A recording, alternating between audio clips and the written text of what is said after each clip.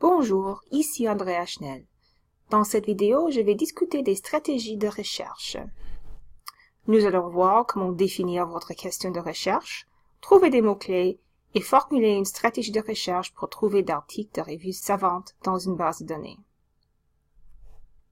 D'abord, je vais parler de votre question de recherche. Elle va guider votre recherche et formera la base de votre stratégie de recherche. Pour formuler une bonne question de recherche, il faut d'abord penser à vos champs d'intérêt. Ensuite, considérez les différentes populations et enjeux dans le contexte de votre champ d'intérêt. Tel que mentionné dans la dernière vidéo, vous devriez aussi consulter des ouvrages de référence et des livres pour approfondir vos connaissances du domaine. À titre d'exemple, disons que vous vous intéressez à la réduction du taux de décrochage scolaire. Une bonne question de recherche trouve un équilibre entre le général et le spécifique.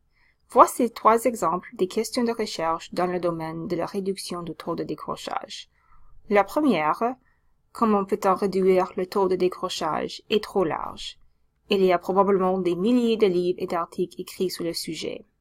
Le deuxième exemple, quel était le taux de décrochage au secondaire chez les adolescents d'origine hispanique au Québec en 2013, est bien trop précis. Une statistique pourrait répondre à cette question, et les chances de trouver des articles ou des livres écrits sur cette question sont minces. La troisième question, bien qu'elle ne soit pas parfaite, réussit à trouver un équilibre entre précis et général. Dans le contexte de votre champ d'intérêt, elle identifie une population ainsi qu'un enjeu important, l'engagement parental. Maintenant, nous allons identifier les concepts principaux de votre question de recherche et des synonymes et mots équivalents. À partir de ces concepts et synonymes, vous allez trouver vos mots-clés. À partir de la question de recherche, 3 concepts clés sont l'implication parentale, le décrochage et les jeunes hommes. Puisqu'il y a souvent plusieurs façons de décrire la même chose, c'est toujours une bonne idée de trouver des mots ou phrases synonymes ou équivalents. 3 synonymes ou équivalents sont engagement parental, abandon scolaire et adolescent.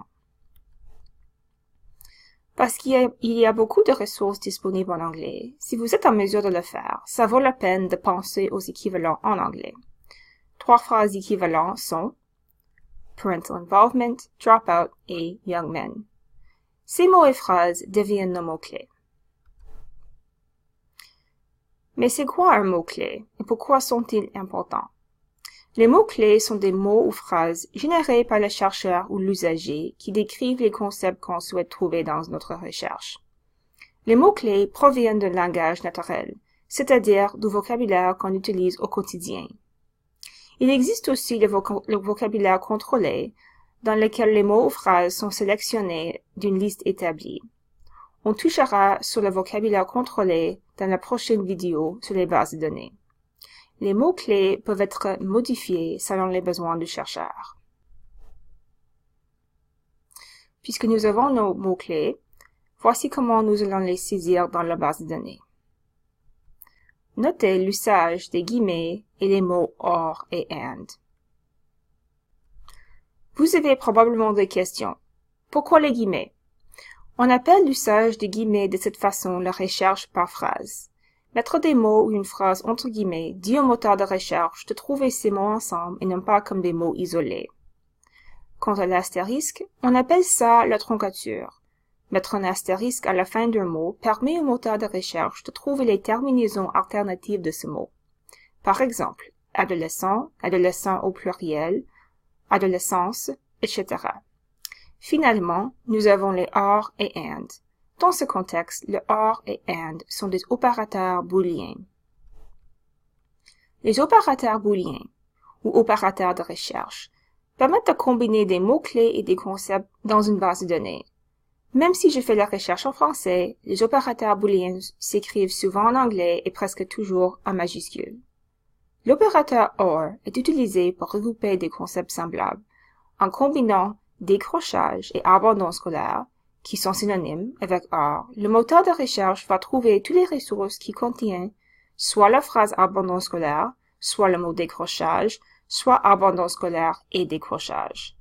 Cet opérateur augmente le nombre de résultats dans une base de données.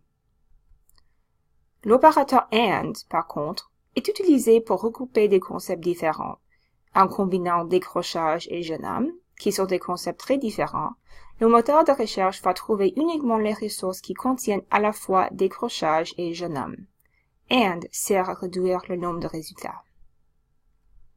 Finalement, il y a un troisième opérateur de recherche, NOT ou sauf. NOT sert à exclure des concepts de votre recherche. À titre d'exemple, si vous étudiez les relations entre l'éducation et la santé, sans prendre en compte les dimensions de la santé mentale, vous pourrez utiliser NOT. L'usage de NOT est généralement déconseillé au début de votre recherche dans les bases de données. Ça conclut notre vidéo sur les stratégies de recherche. Dans la prochaine vidéo, avant de se lancer à la recherche dans les bases de données, je vais réviser les opérateurs de recherche. Comme toujours, n'hésitez pas à communiquer avec moi si vous avez des questions. Mes informations de contact s'affichent à la fin de cette vidéo. Bonne journée.